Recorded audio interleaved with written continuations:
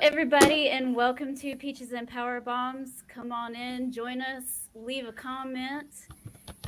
We have a special guest with us here tonight because Sarah is away from the page right now. Tim, thank you so much for joining me today. Happy to be here. I almost feel like I'm cheating on Sarah a little bit right now. Like it's this weird kind of line that I'm towing, just a little bit, because I've only been on with her and then you. It's just the first time it's you and me, so it's a little weird. I know, but I really appreciate you being friends with both of us and coming on while she's gone. And yes, everybody, I am still alive after a 3-hour watch along last night. But if you were here last night, thank you so much for sticking around. That was absolutely crazy. So I can't believe I actually lasted all 3 hours too of Monday Night Raw of all things. So that's amazing. Your willpower is really on another level. Ray all day is in the chat. Hello, Ray. Hello, Adam Cole is king. Okay. The obligatory. Yeah, there it is. Yeah, there it is. I mean, you just gotta expect it. And Ray, of course, just for you. Just get that out of the way while we're at it before we start. So, the world of wrestling has been on fire for the past couple weeks, and I think it just burned to the ground a couple days ago, yesterday especially. Vince McMahon announced his retirement on Friday afternoon around 4 o'clock, saying he's going to retire and leave. Stephanie McMahon and Nick Khan are now the co-CEOs. And then yesterday morning, they announced that Triple H is now head of creative. So it looks like Vince McMahon and all of his little yes men that he had gathered around him, they are all either gone or just not in charge of anything. So what do you think of all this, Tim? It's pretty wild when you think about it, because he's been running the company really since the early '80s. I mean, I was born in 1980, so my entire lifetime as a wrestling fan, he's been running the show. He's been running the biggest company in the world. It's really wild to think that he's not going to be there anymore. Am I heartbroken over it? No. I mean, I think the company is needed to change and go in a different direction for a really long time. Right. He's really stuck in his ways. He's gotten really kind of batty in the last few years as well with some of his creative direction. Happy to see Hunter stepping into that role. I think that'll be really good. But it's going to be weird, and who knows? There's obviously going to be some. It's not because from everything I've ever read about Vince McMahon, it's like he wasn't just doing the creative. He had his hand in everything all the time, and he didn't have any hobbies outside of like powerlifting, other than running a company and like making other people's lives miserable. Like that was like really all he did. So like, what's he gonna like? He never played golf, or I don't think like what's he gonna do? I mean, this has been devoted his life for over 40 years. It's really a crazy thing that's happening. But again, not heartbroken. He could hire some paralegals and. Yeah, well, he's a big fan of those apparently. So who isn't? I mean, right? I mean. And I think they broke a story yesterday too, but it was like right after some huge news happened. So they buried the story. The board of directors found that he had paid a total of $14 million over the years to these various women that he had surrounded himself with. And he's now going to have to pay that all back. So. Oh, yowzer.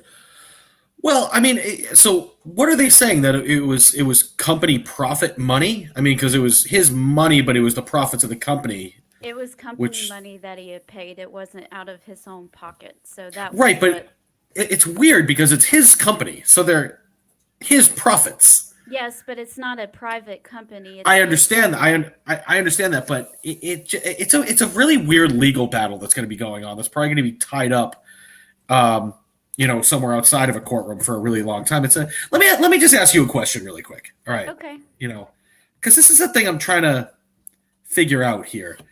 So, I mean, he didn't really do anything illegal, right? I mean, there's some allegations of some inappropriate sexual misconduct, and if he paid people off for that, yeah, that's a problem.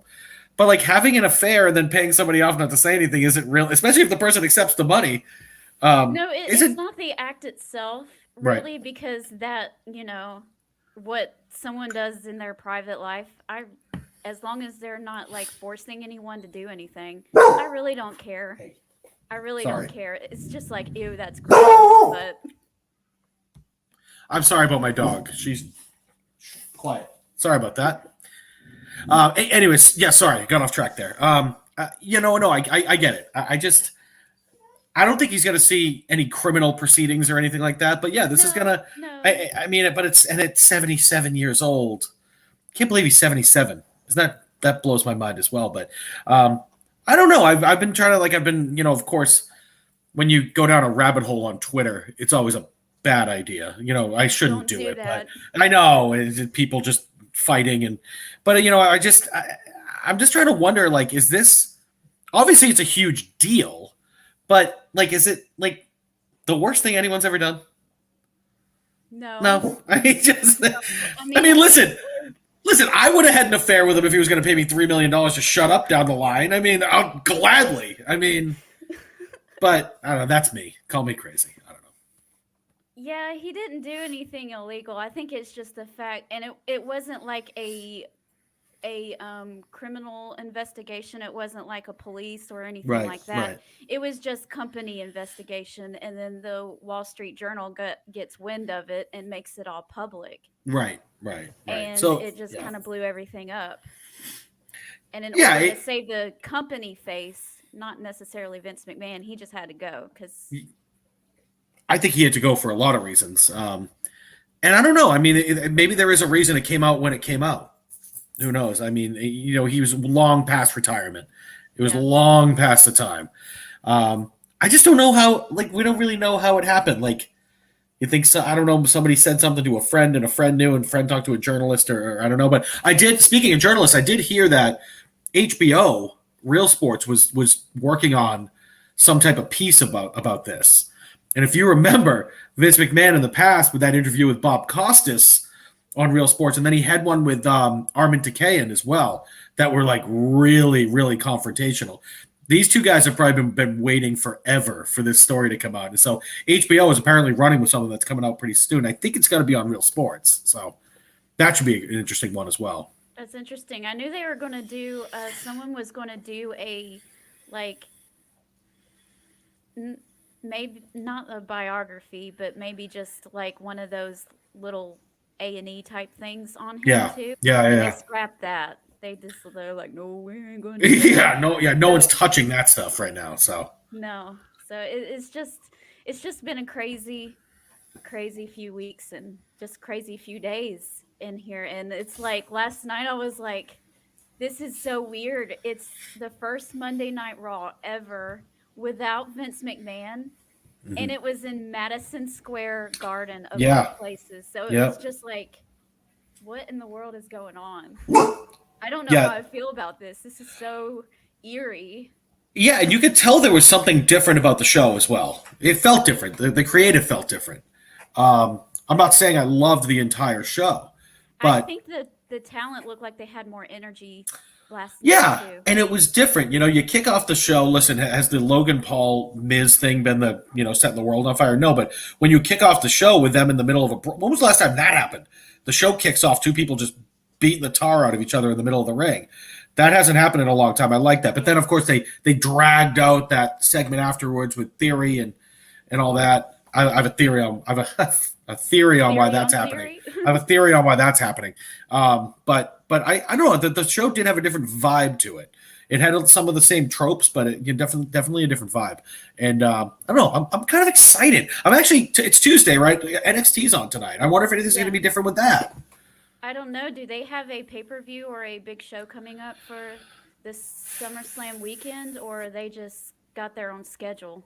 I don't think they do. Right? I mean, they had that. What was the most recent televised one I don't with know because Breaker and it was Breaker and Grimes, which was pretty good. Um, I don't know. That's a really good question. I haven't Google might be able to answer that. I haven't kept up with it because I tried like a half a year ago, and there was this girl in there with a onesie on, and she was going to sleep in the middle of the ring, and I was like, "What God, the heck yeah. is this?" Oh no, you're right. No, You're right. I turned it off, and I couldn't. I was like, "No, I can't do that. I can't." No, Do you're that. absolutely right. Wendy Chu. Yeah, Oh she yeah, was terrible.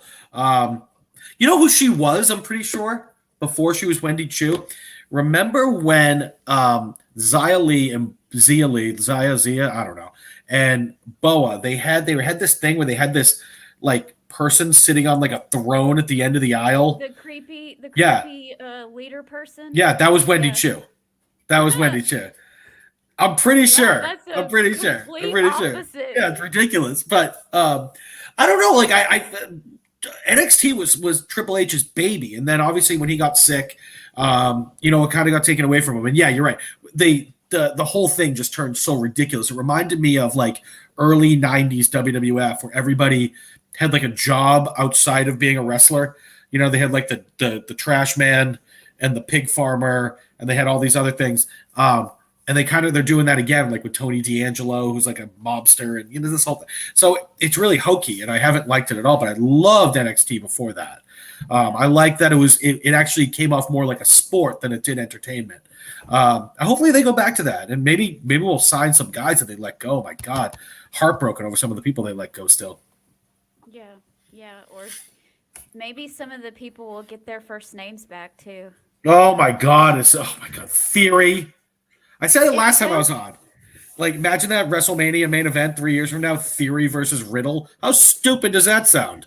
It sounds pretty stupid. It sounds like two like Batman villains going at it. Like it just sounds ridiculous. So I hope so. I hope it's just such. And by the way, that's been going on for a long time. To like cut the person's name in half. Like that didn't just start. Like they did that with Mustafa Ali like years ago. Like they tried Buddy Murphy. Like they've been doing that for a long time. That was always like a go-to for Vince. Hey, we gotta freshen this guy up. Let's cut his name in half. Well, they that did works. that with Cesaro. Cesaro, yeah, it's another the list. There's a huge list. Which that turned out to be okay. It worked with just being Cesaro. Have they still taken away the Tommaso off of Ciampa? Is that still gone? Is it still Ciampa? That's stupid. Yeah. I'm like, just Ciampa sounds odd. Yeah. It's like Yeah. Ciampa. Because it's a real last name, Yeah. Like, it's just like it was if I was just going by Sherry, like who cares? Smith, like who gives a shit? Like I hope that happens. I hope you'll see little subtle changes as we go along. Like when I saw Austin Theory come out last night, I was hoping something would pop up that was like Austin Theory across the screen, but I didn't see anything. So I don't think anything's going to happen, like especially right now because SummerSlam is this weekend, right, and they've already had something built out. So I think this week is just coasting. We're okay. We're getting through this week, and then after that, we can start fresh, and maybe stuff will happen. I'd say that's a good idea. Like everything's set, the card's set in stone already. There's no point in trying to mess with it, but we'll see. Yeah, we'll see. Okay, we got a lot of comments here. A bunch of people saying hello. Hi, Carlos. Hi, Shane. Hi, Shannon. Oh, and I gotta bring up my mom. Gotta bring up Mama. Hi, Mom. Hi, Mama. Ron says, here's my thoughts. I am a firm believer in matching energy, so if someone is going to talk down about this, better hear that same voice against politicians. I don't want to talk about politics or other people and not just Vince because they don't like Vince or the WWE. I think his point is if you're going to talk bad about Vince doing that, then you need to talk bad about politicians doing that. Oh yeah, So yeah. No, I you know, agree. Yeah, sure. I mean, like I said, I don't really care what they do in their private life as long as they're not forced to Yeah, do like I something. said when we kicked off the show, like I don't care what he did. I don't even think it's that big of a deal. I mean, It's like, ew, I don't want to think about that. Gross, old yeah, I man. mean, right, yeah. But yeah, I don't think Shane McMahon's going to be back anytime soon, Shane. No, not after they threw him out of WrestleMania. Was it WrestleMania or the Royal Rumble? They threw him out of the Royal Rumble. It felt weird for Paul Heyman to be in the WWE, but not Vince. Mm-hmm. I saw a funny meme yesterday that said Jeff Jarrett showed up on TV, but Vince wasn't there, so TNA won. So does this mean that ECW won too? Yes. Well, that's a good Not one. really. I mean, he's only in a talent. He's not like in any kind of I'm in charge person. Well, I just heard something about Paul about possibly because he has such a good relationship with Hunter and Stephanie. You might Yeah. see he might take on a bigger role now. I hope so. He's always been a good booker. I mean, ECW back in the day was gratuitous and ridiculous at times, but I mean, some of the angles that they had there were just great, and I always thought he was a pretty talented booker. So Yeah, I was not allowed to watch ECW. yeah, Because I was a kid, really young at the time, probably, golly, I think I was like 8 or 9, 10 in the 90s. So it was a yeah. little too advanced for me. And I'm not really into all the extreme violent stuff anyway, so it kind of worked Oh out. well, I'm sure you must have loved that Eddie Kingston Chris Jericho match from Dynamite the other I night. watched like this. I Oh my was like, god. okay, because we were I don't know. Did you watch and look right behind at the dead camera? Yeah, you put it The on your Facebook Yeah, page. I saw I that. was I was like, right that's there. awesome. Like it Yeah, was yeah, right in front of my face, and the yeah. guys in the Shark Tank was like right above my head. So Yeah. I was like, please don't fall. Please don't Well, I fall. mean, did you see how they ended up getting out of the shark cage? They could have fallen. I know because Ty Conti can't do anything. I mean, good grief, she can't even pass a bottle of alcohol to someone. So why did they think that she could open a shark cage? That whole thing was just a debacle. We can, I'm sure you talked about that in your last show, but we can do other things tonight, but because I'll go off if we start talking about that one. But I can't imagine you being close to ringside for that match because it was. Did you see Jericho break his nose when he did the code breaker? It was just awful. He broke his own face. Like I it saw was him bad. get stuck, and they had to cut him out Oh, of the barbed wire. God, why? And I don't know why, but Eddie was like super ticked off about something there at the end. He was Probably. mad, and he no sold that match. Like he just got up and walked out. He didn't hold his back. He didn't sell nothing. He was mad as. The thing was pretty bad in general. It was a pretty awful match, and the booking was It started bad. off fine. It started off fine, and I think the thing that happened is that the first half of the match, and I'm not just saying this because I'm a big Eddie fan, okay? You could kind of tell who was in charge of the match. And I think that he had in control of what they did in the actual match part, but when it got to the point where it was time for the overbooking garbage shenanigans that happened, he didn't, that wasn't his decision. So I think he might have been a little ticked off about how all that stuff happened.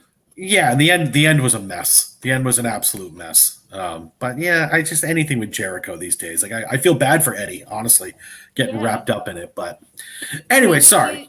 You think I'm sorry, I'm going to keep talking No, about I know. this We stuff. were talking Vince, Tina, and of course we got on Eddie Kingston. So now you Well, of of course course. have to defend him now. It's Peaches and Power Bombs, so this is what you get, everybody. Welcome to Peaches and Power Bombs, the most biased podcast you can find. If you hear this recording, that means our host is talking about Eddie Kingston. She loves him, and she's not afraid to say so. Now, carry on. I mean, I give everybody a warning. I haven't seen that one yet. It's new. It's It's new. Did you see that? That's the footage from last Wednesday. Oh, that makes sense. Jesus, that's really good. That was really good. It's the part Take a disclaimer. Yeah, I gotta give everybody a warning, you know. That was good. We have any new people around here. That was really good. But anyway, I feel like Jericho thinks he's helping people, but at the same time, he thinks he has this mindset like, I'm the legend, I have to protect my name type thing. And I'm like, dude, you can lose a storyline, okay? And you will be fine. You are Chris freaking Jericho. I think he might be baby face get the win. I think he might be going clinically insane. Like I don't know what some of these ideas, and I blame Tony Khan too for just letting Chris Jericho do whatever he wants. Jericho's not one of those guys that when he's left to his own devices does like really good stuff. You know, he was as good as he was in the WWE because they had him on a leash and they wouldn't let him do stupidity. And now it's gotten so overblown with him. It's almost becoming like a joke at this point. And I feel bad because that guy was a superstar, Jericho, like an absolute superstar, not even that long ago. So it's tough to watch. I still think he is. And I think if he would just listen and pay attention to what's going around him. That pop for Eddie Wednesday night was crazy. Mm-hmm. People are behind him. He's getting one of the biggest reactions out of anybody in that company, and they need to pay attention to it. They don't. Right, but Tina, the thing is too, like, yeah, he got a great pop when he came out, but I would say getting it for 7 months. I agree with you, and that's why Jericho attached himself to him. But the problem is about halfway through that match, I could hear the crowd groaning. Like they were just like, "Oh, come on!" Like it was so bad, and I don't blame Eddie. They should have pushed him when they had a chance. You know, he's a perfect like type of babyface where he can take an absolute beating, have a big comeback at the end. It's like a typical babyface trope to use, and he was over big. They could have capitalized. They didn't. They stuck him in this feud with Jericho, which, what a shock, has gone on way too long. And it needs to be over. I don't even care that he lost the last match. It just needs to be over. They need to move on. I know that some people, and that the Tom Clark, who was on with me last week, was saying, you know, well, they could use this in a later match with maybe CM Punk for the title or something. And I was like, yeah, but at the same time, let's build Eddie where he's at right now and not just wait until later. I don't know. I'm concerned. You're going to lose the momentum, and you're going to lose. I'm concerned the momentum's gone already, Tina. In all honesty, and which sucks because I like Eddie too. I've been following Eddie for. I mean, he's been on the. I remember seeing Eddie Kingston on the independent scene like 15 years ago. Like I like Eddie. I always have. I always thought he was a really good worker. I'm really concerned that Jericho has. I'm not saying it's intentional. I think he's unintentionally buried him a little bit. And I'm worried. I'm worried that he's not going to be able to get it back. It's hard. When you have momentum like that and then you lose it, when you're like at the top and then you lose it, it is so hard to get that back with the crowd. And I'm concerned. It sucks because he really had something there for a minute. Yeah, he did. I think he has the talent to be able to kind of get it back. But I do too. The likability too. He's so likable in a weird way. He is. He's real. Well, all he has to do is be himself and talk about the stuff he has to go through all the time. No. He comes off very real, very personable. You know, like you can tell what he's saying is the truth, and you know he's not playing a character. He's just being himself, and people gravitate towards that. He's the type of person that you can sit down and talk with for hours on end. Yeah, and absolutely. Not even know what time it is. I think stood there. Yeah. But Jericho. Jericho looks like the type of person you want to smack in the face after about 5 seconds. Yeah, he's insufferable. Oh my god. Anyways, come on. We were talking about Vince. Where'd we go? All right, let's talk about things. Okay, real stuff that's going on and not just what Tina wants to talk about. Exactly. Yeah. Okay, Shannon says, I feel like with Triple H in charge of creative, the women will be taken more seriously. I think so too. Triple H took care of the women in NXT. I feel like the other women who have never been given a push will receive that push now. Maybe. No, I agree. Actually, from another thing I heard too was Stephanie actually happens to have a really good relationship with the women's roster. Yeah. But if you look at even just some of the if you looked at how like Shayna Baszler was booked in NXT as opposed to the WWE as opposed to the main roster, I mean, she was a beast. Even Asuka, I thought Asuka was undefeated, and now I really. They need to dial her back a little bit, but Rhea Ripley was built as a monster. They really did. I mean, they're other than I would say like Becky. Becky's the only one who left NXT and it seemed like the push got stronger. But besides that, I agree with her. I think the women's they'll at least stop. Again, some of these gimmicks that they're putting out there. I mean, hopefully, maybe Alexa Bliss loses the doll. I don't know. They're making a bunch of money off of that. That's true. All right, I'll give you that. You're right. You're right. But I think there's something there. The only reason why she still has it is because it's like the #1 bestseller on the website. I think that's what she said last night. Oh, God. Yeah, well, that makes sense. I don't know. I'd be scared to death of that thing if I was 7. Okay. Says Tina, I've been thinking about this. I wonder why WWE didn't use Jerry Lawler as a booker. He did it for years in Memphis. I don't know. I'm going to take a wild guess that maybe Jerry probably wouldn't want to. Even now or even 10 years ago. I think Jerry doing what he was doing as a commentator was where he wanted to be. Yeah, he did. Well, he booked Memphis for a lot of years, but it was basically him booking himself to be in the main event and win. But no, he did. He obviously he's been in the wrestling business for a very long time. No, oh God, he'd be better than a lot of the bookers they have right now. So it's not a terrible idea. Yeah. So do you think that they're going to keep with the writing, keeping a writing staff? God, I hope not. When you hire so many people that aren't wrestling people. When you hire people who used to write on soap operas and then you bring them on, people who have no experience with the business, it doesn't work. I think they need to bring in more wrestling people. Remember they had Freddie Prinze Jr. writing for them at one point? I heard he's starting his own wrestling promotion.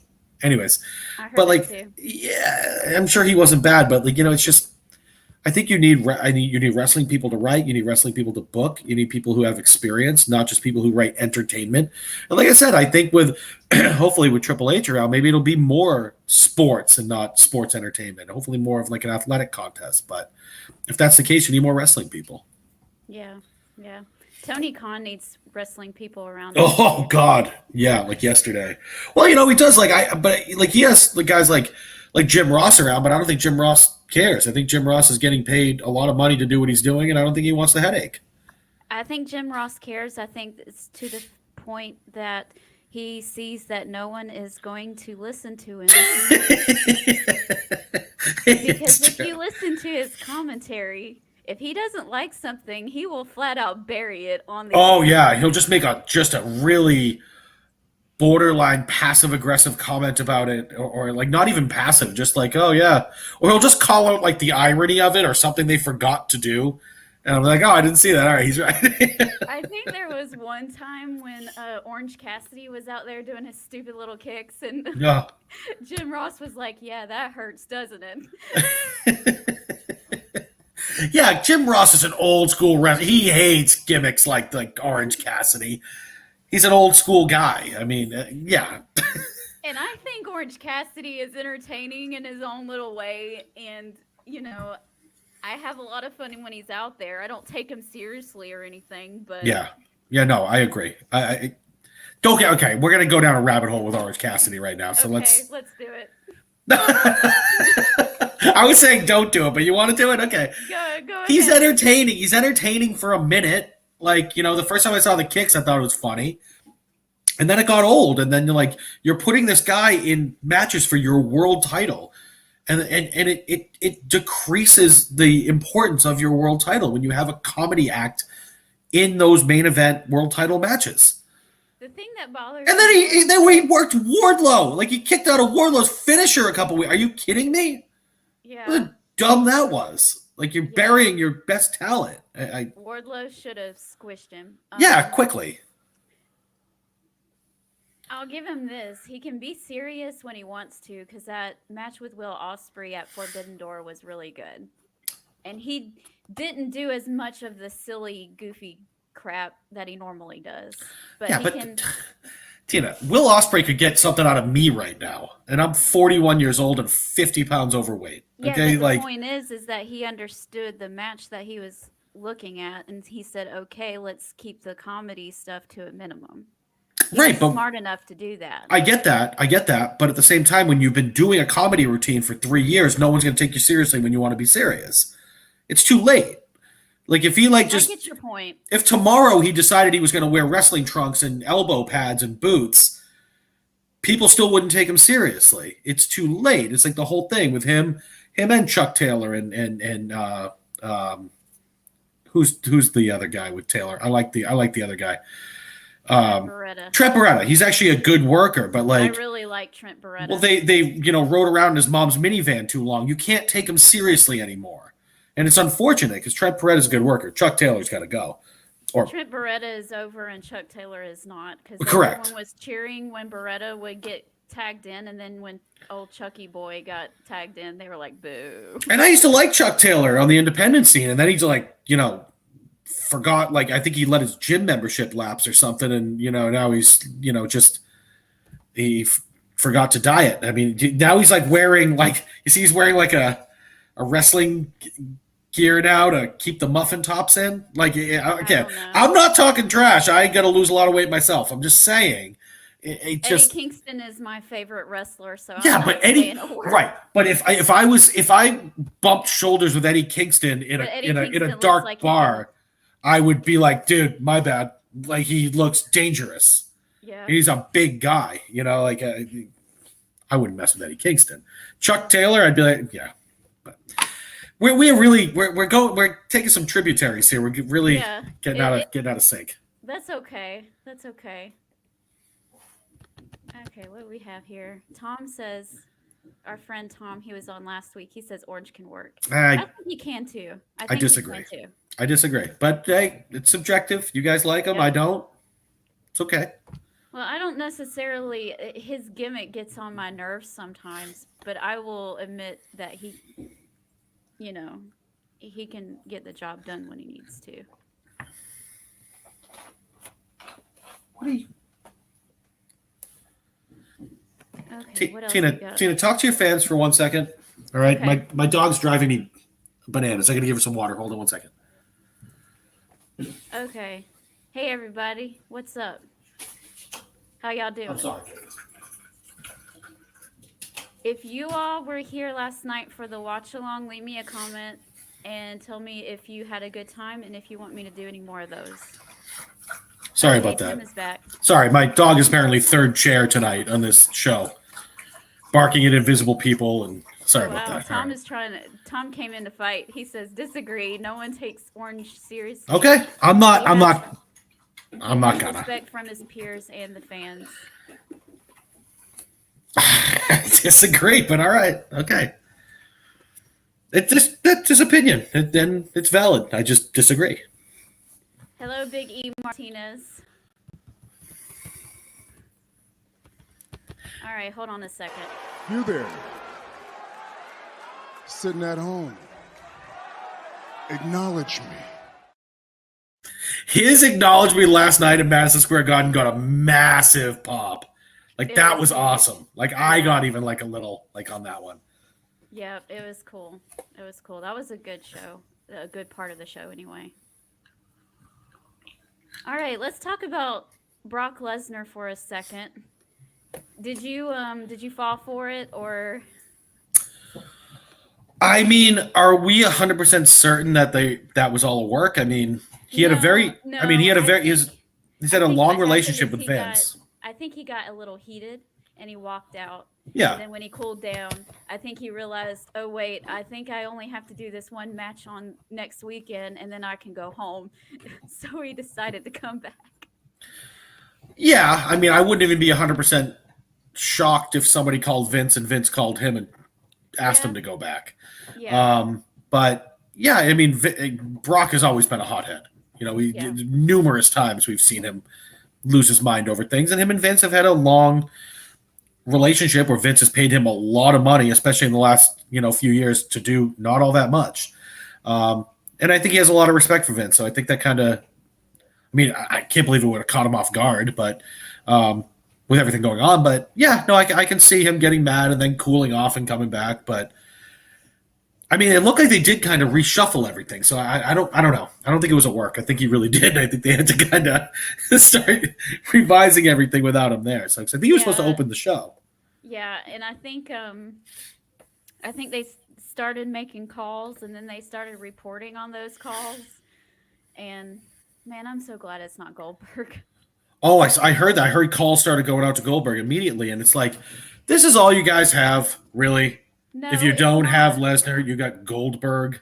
It would have been super easy just to pull away Seth Rollins from Matt Riddle, or to pull away AJ Styles from The Miz, or whatever. Drew McIntyre, Bobby Lashley. I mean, you got some options. I don't think I would have pulled Drew away from Sheamus, because I think that'll actually be a solid match on the card. And plus, he has this match with Roman Reigns at Clash of the Castle in September. So right. I would have kind of left him alone. But they had other options. Besides Goldberg. Yeah. They could have even thrown a wild card in there and done Sami Zayn or something. So I would have loved that. I'm a huge Sami fan. But yeah, no, the whole night was just wild. It just, and I can see Brock losing his mind there a little bit. So. Oh, Shane is playing devil's advocate here. He's saying, Tina, who would you want to watch, Orange Cassidy or Dominic Mysterio? Orange Cassidy. Is there a neither option there? I mean, he has a little bit. Well, at least he has a little bit more personality than Dominic does. Oh, okay. I don't think I want to go down this road any further, because I think I see where this is going. People are getting mad because I don't think he's good. I think he's bad. All right, but I'm sorry. I don't like Dominic either. He looks like the most uncomfortable professional wrestler I've ever seen in my entire life. And what is up with that mullet anyway? Yeah, I can't believe that's intentional. It looks awful. For a guy that's a third generation wrestler, he has no biological talent. He's just all right. It's Dominic. We don't have to go down that road. Tim says, I don't like Orange Cassidy, and everybody else is like, You've got a very, very pro. Look, I like some AEW. I don't like a lot of it, but I like some of it. But you do have a very pro AEW crowd behind you here. Yeah. Which is okay. We talk a lot about AEW because of, you know who, so. No, I know. But I don't want to fight with everybody. I'm entitled to my opinion. Yes, everybody is. And if you like Orange Cassidy, guess what? He is the wrestler for you, and you can watch him and be happy all you want. I don't know how. Okay-ish to me, but he's about 85% get on my nerves, 15% I like him. So no more Orange Cassidy talk. What's your next topic? Okay. We'll make the AEW pro wrestling fans happy with this one. We'll talk about Death Before Dishonor just a little bit. Mm-hmm. We'll go ahead and get the ugly stuff out of the way. Apparently, Jonathan Gresham, after their match, his match with Claudio, decided to come back to the back, scream in Tony Khan's face, and walks away.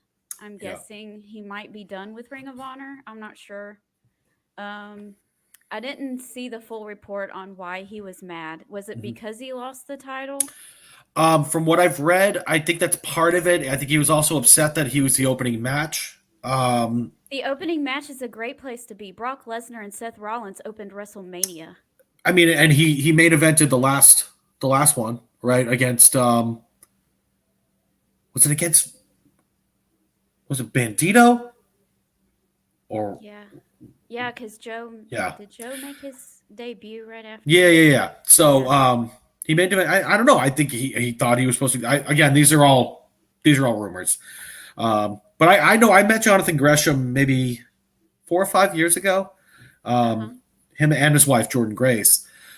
Honestly, could not have been nicer people. They were Cool. great, gracious. So if something pissed off Jonathan Gresham, my guess is he probably had a pretty good reason.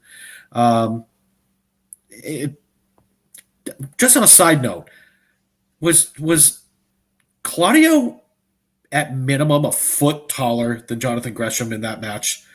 Probably. Because I want to say John Gresham's probably like 5'4", 5'5", and I'd say Claudio's at least 6'5", so it looked really weird. Not a bad match, don't get me wrong, but that from what they're saying, that's what he was losing the title, being out there first, and then also I don't think the match went all that long, 16, 17 minutes maybe. Maybe I'm wrong. Did I make that up? It wasn't that long. I don't even think it was 15 minutes. I think it was more around 10. Was it that quick? God. Yeah. So I think he was upset about that too, from what I've read. So I don't know. I mean, yeah, if it was me, I wouldn't have been upset about being first, because if you're not going to be last, you want to be first. Right. So there's that part of it. Because that's what Brock said to Vince McMahon at that WrestleMania, because it was when the women were going on last, and he said, "Well, then I'm going to be first then," because right. You don't. It's not a bad spot in the middle of the show. It's not a bad spot. I just think he thought, he's the world champion, he should be the main event. But I understand that point. I do understand it, but you also have to look at it and see what is the big match on the card too, and it was clearly Briscoes and the FTR. He should have main evented the first time around. But I mean, yeah, I don't think that they understood that match was as over as it was, because it was all done on social media. They didn't do any build up whatsoever on TV for the first one, so they didn't have a clue. Barely for the second one either. I mean, because they can't. Tony Khan's not going to bring the Briscoes in, because did you hear why that is? Why he won't bring the Briscoes in? It's not him. It's Warner Media. Right. It's some specific executive at Warner Media who is angry about a homophobic tweet from a decade ago. Yeah. Even though they have people on their show at the moment that has been accused of certain different things. But we're going to draw the line on that. Tina, they brought a multiple felon, by his own admission, in Nick Gage onto their show to carve into Chris Jericho's head with a pizza cutter while in a picture-in-picture commercial with Domino's. I don't know. But you're worried. You are worried about a guy who sent out a homophobic tweet a decade ago. I'm not dismissing it. I'm not saying it's okay to do. But he's apologized for it. Repeatedly he's apologized for it. I told this to Tom, that they're using that, not Tony Khan. I don't think it's Tony Khan. I think it's the executive that says that he doesn't want them on there. I think it's an excuse because they're not physically appealing. Well, I mean, they look rough. Let's put it that way. Yeah, but they're professional wrestlers. He's supposed to look rough. It's the whole point. But no, I think Tony would absolutely bring them in. I think you're right. Do you think that Vince McMahon, if he was still in charge, would want the Briscoes on his television show? At this point, probably not. For the exact same reason. Yeah, but they're so good. I know they are. They're literally one of the best tag teams ever. I just started down the Briscoe road because of our friend Tom that was disagreeing with you a while ago. He loves them, and he was like, "Hey Tina, you need to check them out." And I was like, "Oh, they're incredible." Okay. And I was like, I got on their social media and started watching all of their promos and stuff, and I was like, Okay, let's go. They are literally, obviously they're the best tag team in Ring of Honor history, but if you go back even to their early days in Ring of Honor, some of their matches were just off the charts. And obviously all these years later, they can still get it done. They're in great shape, obviously. Outside of that one stupid executive, I don't see why they're not on AEW, especially when you look at there is much lesser talent on AEW, a lot of it that has gotten a lot of money to be on AEW. So I kind of feel bad for them, honestly. Well, they did get signed with Ring of Honor exclusively. So I think that at some point Tony is planning on doing a Ring of Honor show separately. Hopefully. So, yeah. Carlos says Brock is there only for the money. There ain't nothing wrong with that. And he gets his way with Vince. Let's see what happens when Lesnar does not get what he wants all the time. I think that they will still make sure that Lesnar gets what he wants. If he still wants to be there. We'll have to see. Yeah, he's gonna get whatever money he wants. And I don't think he's the type that complains about putting people over. He's put Roman over twice in a row. True, but I mean, well, and that actually brings us to SummerSlam. Does he put Roman over for a third? I can't see that happening. Is that going to happen? He's going to put Roman over 3 times in a row. Yeah. I don't know how. And you can't bring him back after that. Like, yeah, you can. I don't know. It's Brock Lesnar. 3 in a row. It's Brock Lesnar. Have Lesnar win, have Theory cash in. That would be like the greatest thing. Oh my God, I'd lose my mind. He put what, Goldberg over like twice or something, didn't he? Technically, yeah, because he put him over at that last WrestleMania when they were both leaving the company, and then he put him over in their first match back? Or did he just put him over and get thrown out of the... I can't remember. Those two. He put Goldberg over in like 10 seconds, 3 seconds, whatever it was that took him to do the spear and the jackhammer in the end. I probably didn't watch that match because it was Goldberg. Yeah. It's Goldberg, Tina. I know. I don't like him either. I never did either. I was like, Dad, I remember being a kid and looking like, Dad, why is everybody going crazy over this dude? All he does is like that spear. That's not fun. I was never a fan. But speaking of Death Before Dishonor, do you want to talk about that main event? Yes. Because I'm such a clown because this show literally took place 12 minutes down the road from where I live. I live literally a town over from Lowell, Mass. And I didn't get tickets because I was stupid. But I really didn't think, and we can talk about other things on the card. There were some other things that weren't bad. I was pleasantly surprised to Wheeler Yuta and Daniel Garcia. But outside of that main event, I really didn't think it was possible for them to do as well as they did in their first match. Mm-hmm. And I would say there's an argument to be made that their second match was even better. I like the first one better personally, but if someone were to argue that the second one was better, I think we'd be at a standstill. Because that match was incredible. I think that the match itself was really good, the second one, but I think that the emotion of the first match was missing in the second, and so it kind of took me out of it a little bit, but not like I still enjoyed it, but I think there wasn't as much of emotion. Well, the novelty too, like you had the whole like, oh my God, they're in the ring together for the first time going on in the first match. Second match, it's like, okay, this is their second, and it's really tough to live up to a match like that. Other than like The Undertaker and Shawn Michaels at WrestleMania, like you can't really think of a time where you can match something like that. Maybe some Kenny Omega Okada stuff in Japan, but other than that. It just I was glued. I was glued to this match. I was. It was really good. I was home on a Saturday night. And I had a question for you, and I'm wondering, and maybe I'm just crazy. Maybe I'm just thinking a little too far outside the box. I'm starting to wonder if AEW is setting up Dax Harwood for a singles run, like a serious singles run, because you were there for that fire promo that he cut on Dynamite about his daughter, which was like. One of maybe the best promo I've seen in AEW or in any wrestling in the last 5 years. Yeah. And then he goes out and he's clearly one of the best workers in the entire business.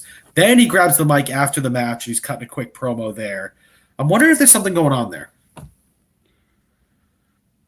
I don't know. Where would it leave Cash Wheeler if they broke up FTR? And he's good in his own right. He's right there. He's right there. I think Dax is a little bit like it's like Dax, and then like Cash is like Yeah. right Yeah, there. You they're know, close. Yeah. and I'm a big fan of Cash Wheeler. I've been a fan of his Mm-hmm. for 12, 13 years because he used to run the Independence here in Georgia all the time Mm-hmm. when he was Stephen Walters, I think. And so I'm a big fan of his too. It kind of feels like that they're doing something, but I don't know if he would want to though, because he's a very tag team focused person too. Like, It's true, but you have seen them do some singles matches on AEW, namely against each other, that were really yeah, good. So I don't know. There's something there. I mean, I would argue that outside of Bryan Danielson, Dax Harwood is the best worker in AEW.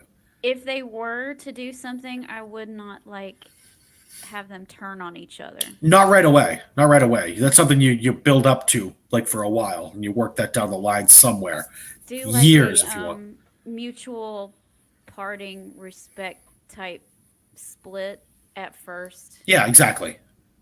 And then some jealousy and some bitterness, and yeah, of course, it's an age-old trope in wrestling. It would be great. I would love that, Yeah. but I don't know. I'm just getting this weird feeling about it, and I think it has to do with his promos and people are really, again, if you go down that Twitter rabbit hole, you'll see people are really, really high on Dax right now. So I wouldn't hate it.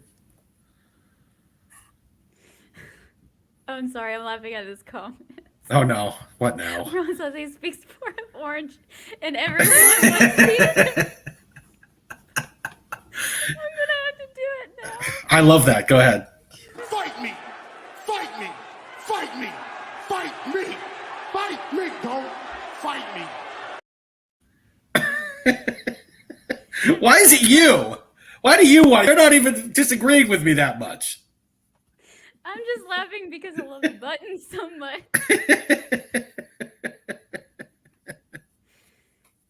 I look for reasons to play it now because I just love it so much. The new Eddie Kingston one is gold. That little like disclaimer one is just gold. So Oh, I thank do you. like that. Thank you. Anyway, Yeah, what were we talking about? Death Before Dishonor main event was awesome. It was really Yes. amazing. I wonder you what said- happens from here. You mentioned Wheeler Yuta and Daniel Garcia. I thought the match was really good. I was pleasantly surprised. I will say this. Garcia is really good in the ring, but my goodness, that dude needs a personality or to Yeah. make facial expressions or Yep. something because he's Yep. like, He's a charisma black hole. Like it's you're right, it's a blank slate. He's very young. Hopefully maybe that'll come with time. Some people have that stuff naturally. He doesn't. Obviously, I have the same issue with Wheeler Yuta. I've no problem with his in-ring stuff, but he can do all the moves and he feeds well and he bumps Yuta's well. being a little bit better about letting you know what he's thinking during the match. A little, so- yeah. And again, that comes with time. I'm not. With the tag team match with I think it was him and Moxley versus the Best Friends, and he was doing really good about pandering to the crowd and just showing facial expressions and like doing the clawing thing when he's trying to get over to tag Moxley in. I was like really like pleasantly surprised. I was like, okay, He's trying. I see you now. He's trying. Daniel Garcia is still not trying. The promos Daniel Garcia cuts are like they're obviously scripted, and you can tell he's just reciting something. Yeah. And you're right; it's just nothing. Just He's like, say it. I am Yeah. Trainer. He's like deer in the headlights. He's like watching. It's like watching Jungle Boy try to talk. Like it's just nothing. They got to work on that. But I mean, that's something that happens to a lot of guys who work the indies for a long time. They don't really cut promos. They have to worry about their in-ring stuff, and they cut promos here and there. But when you're working indies and you're not having like an episodic type show, you're just doing different shows every night. You never really learn to cut a promo. That really happens when you usually get to like the next level. Yeah. Unfortunately, AEW doesn't really have that kind of developmental division where they can teach guys that stuff. Hopefully that's something they think about at some point. But before someone gets killed in one of those rings. But that match, I was actually I like those pure rules, like with the rope break Mm-hmm. stuff and different things like that. I like that a lot. I think it forces guys to actually use like physical wrestling psychology. And I think they did that a lot. I was really surprised, and I thought the match was really good. I popped a little bit for it. So Yeah, they need to think about rules in Ring of Honor / AEW a little bit more than they do, especially their tag team stuff. oh my God. Oh my, yeah. Something like with you can go fight outside the ring for 4.5 minutes. You're not going to get counted out. You got that guy who's the guy that refs all the Young Bucks matches? The guy that looks like powder. Rick Knox. Yeah. That guy does not care what he looks like in a ring. They bury him every time he's out there, and he just deals with it. I think in fact WWE should do the same thing, enforce the rules a little more. It makes it more realistic. Yeah. Okay, what we got here? Carlos says, do you think MJF is going back to AEW? He's not away from AEW. Or maybe WWE gets him, or does he do something else? MJF is not out of AEW. They still have him. Yeah, he's under contract, unfortunately. I think this stuff is I think they're holding on to it and they're waiting. I have a feeling that CM Punk will be back by All Out, and then he's going to make an appearance at the end of that match. I'm in favor of just MJF wherever he is. I think he's oh my God. It sucks that he was where he was and then this happened. And now he's just floating in the abyss and he's under contract. So, and Tony's not going to let him out of it. No. I wouldn't. If I was Tony, I wouldn't. The rumblings and the grapevine are saying that they're holding on to him because they're holding him back, making it look like Tony Khan doesn't want him on the show, but then he's going to show up and it'll be. Yeah, I'm hoping for that. That would be fire. I mean, absolute fire. Yeah. Because that kid is like a once in a generation kind of superstar type talent. That kid he's something else. So he is. It's really you've noticed how AEW the show's dropped off a little bit without him, without CM Punk, without Bryan Danielson. You've seen it. The show hasn't been terrific for the last couple of months. Let's just say. And I think they need those strong personalities back to really kind of boost it a little bit, because now what you're stuck with is Chris Jericho in the main event, and I think that's really hurting the product a little bit. So, do you say Danielson's back tomorrow night? Mm-hmm. And don't get upset. Eddie should be in the main event, but he's just in the wrong main event. All right, but getting Danielson, it's not his fault. I don't blame him. It's not. It's not. It's definitely not his fault. He was on a roll, and then Jericho, of course, Jericho did it to him. He did it to MJF. I don't like Orange Cassidy, but he did it to Orange Cassidy when he was really hot. He did it to somebody else too. Somebody else he attached himself to, who was hot. It's escaping me at the moment, but that's what he does. It's a way to keep himself relevant. He's 50 years old. His best days are behind him. He's trying to find a way to stay in there, and Tony's letting him do it. And that's a problem. Yeah, because Tony's like, oh my God, it's Chris Jericho. He knows what he's talking about. Yeah, Tony's a mark. He's a total mark. It's all right. He's doing his. I mean, I guess you can be a mark and have all that money and still figure it out. But I'm happy to see Brian back. This will be good. I'm actually excited for that show tomorrow night. I hate that they waited. I was there, people. It's not fair. Yeah, I mean, you got to see a great main event, though, Tina. I mean, come on. Half of it.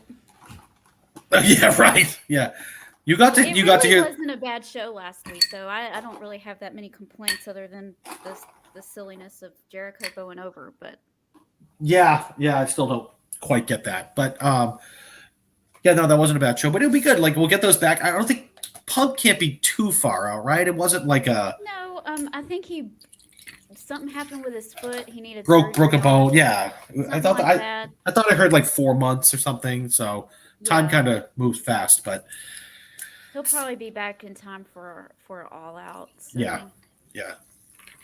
Okay, what we got here? With Cesaro winning the Ring of Honor title and Mox AEW champion, do you see a rift coming in the Blackpool Combat Club? No, I wouldn't hate that. I wouldn't hate that at all because I've not not. yet. They just got together. Quit trying to I know, rip but stuff like, apart. well, I mean, just going off topic. I mean, I get what you mean. I get what you mean because did you see how they already broke up the Christian Cage Luchasaurus thing? Like, Yeah. remember, like Luchasaurus got out of the 2 way. Like weeks. that was like finally, like it was like Luchasaurus, you're finally doing something that like makes you look relevant. Christian Cage is cutting these fire promos, and then suddenly it's just over after 2 weeks after he finally was like a monster. He did just stand aside. So what I'm hoping for, and this is not saying that this is going to be what happens, but this is what I'm hoping for, is that Luchasaurus in his own little way says, okay, I'm tired of being everybody's playing second fiddle to everyone. I'm tired of being, you know, your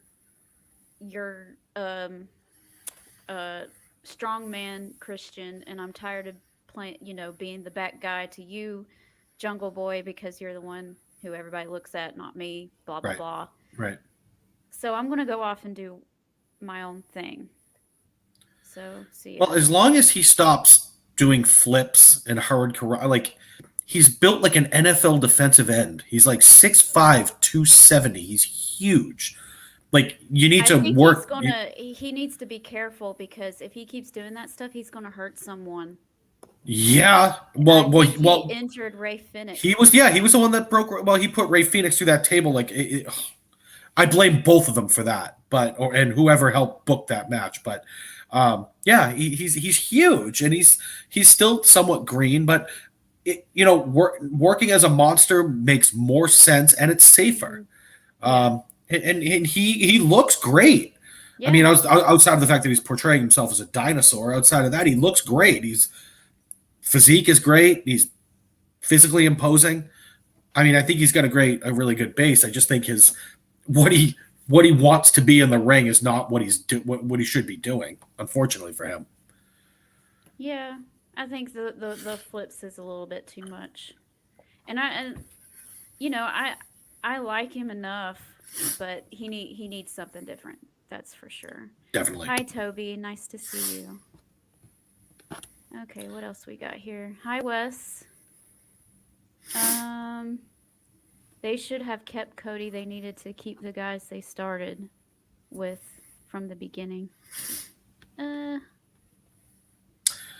I think Cody was going in the wrong direction. I think if they could have reeled him in and changed some things, I mean, I think Cody's a star. I think losing anybody who you consider a star it hurts, but Cody was again. He's another guy like Jericho. When he's left to his own devices, he makes bad decisions, and some of those promos he was cutting were just like manic sounding, and it was just the whole thing was weird. But I mean, I really liked him, up until that gruesome injury in WWE. So see where that goes. Yeah, I think I think that they were planning on using him eventually to be the one to take out Roman. Yeah, he still can. And next WrestleMania. Because and that's the time that I figured that they were going to do it. Right, he's on track for the Rumble. Like I thought, okay, they're just going to slowly build him up with people like Seth and maybe AJ or somebody, people like that. And then, but now, because he's going to be gone, and absence makes the heart grow fonder. He's going to get that huge reaction. Oh, I mean, most people I think are probably assuming he's coming back at the Rumble, but if he does, it's going to be a massive pop, and I think he'll win it. And why not? Why not let him main event WrestleMania? Toby is bringing up a good point. Regal did mention this several times. Regal constantly brings up Claudio ending his career. I'm sure a turn will come at some point. That's a good point. I don't want it to happen yet, though. That happened? It was his last match. That's right. I think it was on NXT. Yeah. And Daryl from Puerto Rico is here. Hello. We're kind of we're all over the place. We're like floundering. I'll give you a quick update. We talked about a bunch of different things. A bunch of Tina's friends attacked me for not liking Orange Cassidy. We're sad about Eddie Kingston. That's about it. That's about where we are. Yeah. Oh, and FTR and the Briscoes were awesome. that was fire. So about the Ron gist. says that NXT is on and Zoe Stark promo opens it. Okay. Oh yeah, that is. Zoe Stark. Okay, so she was looking pretty good. I don't know where she had a brief. I think she had a brief run on the Indies, and they brought her in. She was looking pretty good. I think she and maybe was it Io Shirai won the tag titles on NXT. She hurt herself. She hurt her knee. Yes. She blew her knee out. Like maybe. That is now. And then she won, I believe, like a battle royal or something like that last week. So she's the number one contender to Mandy Rose right now. So whenever that's going to be. But I like Zoe. I think she's good. I think she can work. Okay. I remember her winning the tag team titles with Io Shirai. That was right before. I just didn't remember. Then she did some stupid flip and hurt her knee, and so she's been out, but she's back now. He did beat Seth Rollins 3 times in a row. Yep. Cody, he sure did. Great matches too. Yeah. I didn't get to see the one that I don't know who you are. Quit calling me. I've been, okay, this is the part where I'll probably play the fight me button on me. Moxley's booking as interim champ. I kind of get what they're sort of doing. But at the same time, I want to see a clear direction, and I'm not getting it. Like, I don't mind him, like, having these matches on TV where he's defending the title, because I think having a mini boss situation, like in a video game or something, or a book, you have your hero fight these people to the big bad, but the point is we don't really know who that big bad is, because CM Punk is kind of like, we don't know what that situation is. So how about we give Jon Moxley a nice little story, tell something while he's doing this? To me, it seems like he's floundering. He's just flip-flop, and I don't know what they're doing with him. I think he's in a little bit of a holding pattern right now. I think the idea was just for him to tread water until Punk came back, which is kind of unfair for him. If he's going to be your world champion, even though it's interim while your actual world champion is out, you got to give him a little more. And I don't mind the mini boss thing, but put a little bit of a story, something, make them have beef at some, Well, why not? Your friend just mentioned it. Why not turn Claudio? That's a good story, is it not? It is. It's a little big. That's huge. That's more than just a. But yeah. Yeah, he tagged with Wheeler Yuta last week. He was like. Yeah. When Moxley came out for his entrance, he came up and was like surrounded by the fans and holding up his title. I was like 4 people down from that, but because I'm so short, I had to like duck down and take my picture like this because everyone else is so tall. Yeah.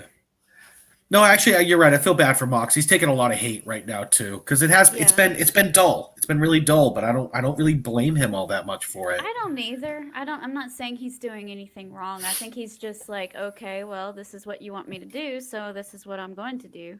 He can ease up. He can ease up on getting color. He took a clothesline a few weeks ago and got color. Like, dude, like, you don't have to gig yourself every time you fall on your face. Like, that's a bit much.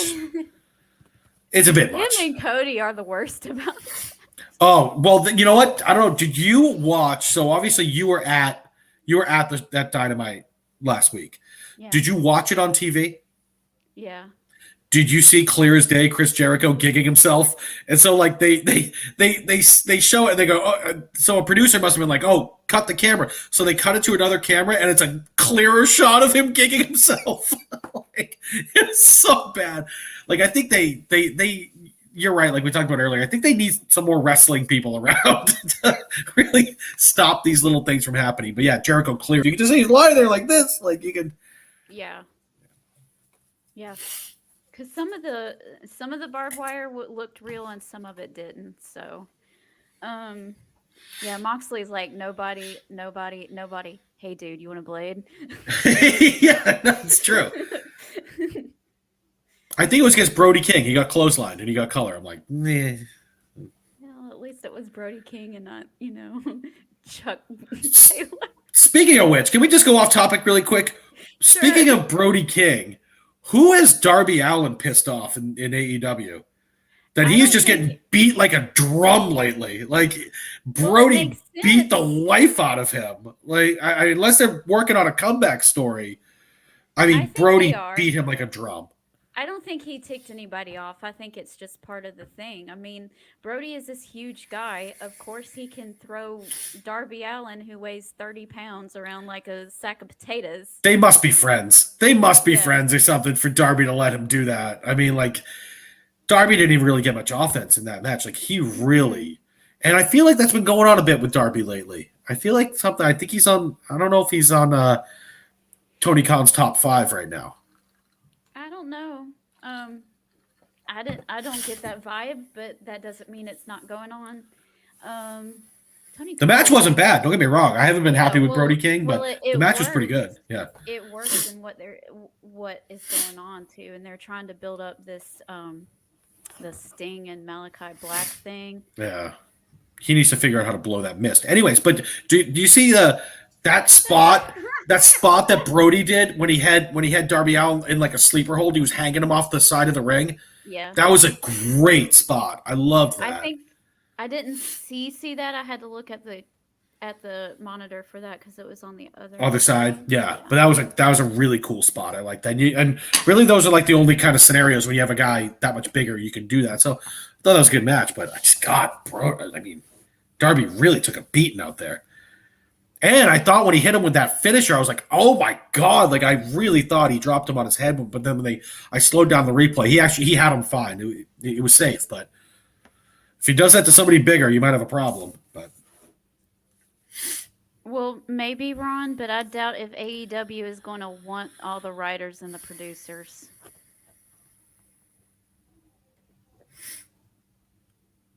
I don't think they'll want them. Maybe the producers, but not the writers. If they just gave me the reins to WWE right now, I would walk in and probably fire almost every writer. Yeah. I would be like, all right, who came up with the 24/7 title? And some guy would be like me. I'd be like, you're fired. Go. And I would just go through a list of all the awful things. I'd be like, who has buried Chad Gable? You go. Like I would just start firing everyone. Who thought the vomit thing a couple weeks ago was funny? You're fired. So. You're fired. Like exactly. I wrote everybody's termination paper right here with a severance check. It just gonna figure out if you're gonna get out of this meeting or not. That's really all it is. That always baffled me that Vince McMahon is so grossed out by sneezes, but like vomit angles, farting angles, and all of that kind of stuff, he thinks it's hilarious. And he signed Darren Drozdov because he could puke on demand. Yeah, I heard that was literally why he signed him. That's so weird. He's always had the sense of humor of like a 14-year-old. It was like he hit 14 and he just never matured as far as humor went. Sneezes are gross. He's a weird dude. And now I don't know what he's gonna do. What's he gonna do? Do you think he's gonna come back at some point?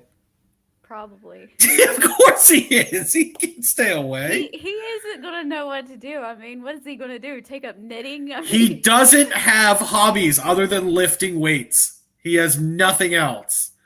And like you said, in paralegals, he can, he's rich, so maybe that, but he doesn't do anything else. Take up golf. I don't know, but. My father-in-law is 75, and he's worked his entire life, and he's the same way. He doesn't know what to do with himself either. We keep trying to tell him, quit lifting them tires, because he bought and sold tires as a living, and I'm like, dude. He doesn't know any other way. He doesn't know any other way. I mean, he plays the guitar, but he plays it for 30 minutes, and then he puts it down, Really do that for so long. Yeah, I don't know. I don't know what I would do. I'm 41, but if I retired right now, I don't even know what I would do. Yeah. for like maybe 2 weeks I could do something and then I would work. But like, yeah, I don't know. Vince is gonna come back at some point. I think But he's so. 77, so I mean, in what capacity? So Yeah. I don't know. Oh no, is someone mad at me again? Says, just don't fire the hottest new faction in WWE. The maximum male models is gold. It's so stupid. It's going to get over. It reminded me of the New Day when they first started. Well, LA Knight, whatever his new name was, is Dupree. no longer. Yeah, he's not. Yeah, they cut him loose. Yeah. That's a shame. I don't know if he's away from the company, but they got him away from that. Oh, good.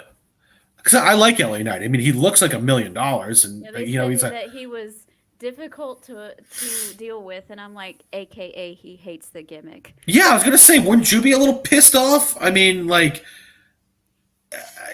they put him on NXT, which he was, he had a pretty good role there, and then they bring him up with this ridiculous male model nonsense where I don't even think he was going to be really wrestling. He was going to be managing, and he's 39 or 40. He looks great. He's a classic worker. He can talk. I don't understand why he wouldn't utilize this guy more.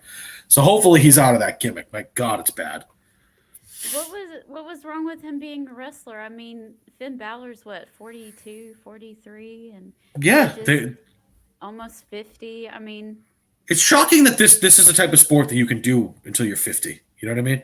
With the pounding those guys. I started wrestling when I was 18. I was broke down by the time I was 23.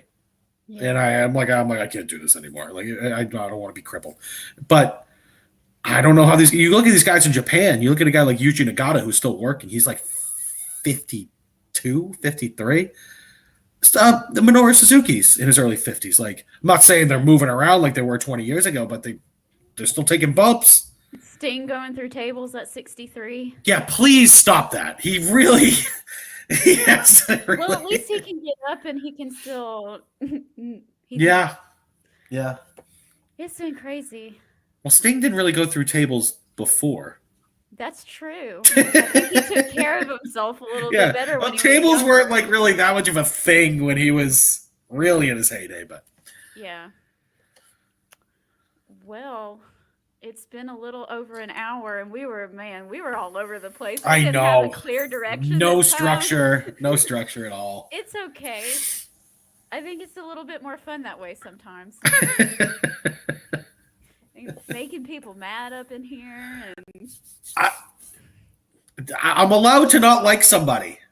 Yeah, you are, and that's fine. Sorry, apparently not. People are angry, Tina. It's all right. It's fine. That's okay. Be angry at me. No, we are not going for 3 hours. I don't know. Raw can be so. I mean, like I said, that last show wasn't bad, but like, if you tried to do the 3-hour one before that, it would have been like watching paint dry. Like, there's a reason why I didn't before. Oh God, man, so boring. Hopefully that stops.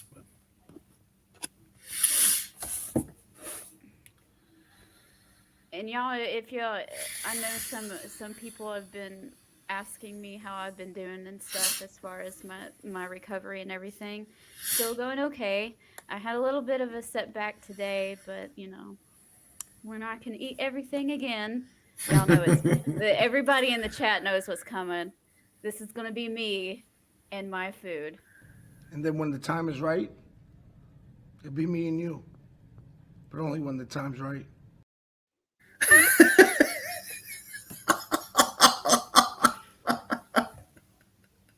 I know everybody on there has seen it. In the chat has seen that one before, but I had to play it for you too. Oh, these are classic. These are really good.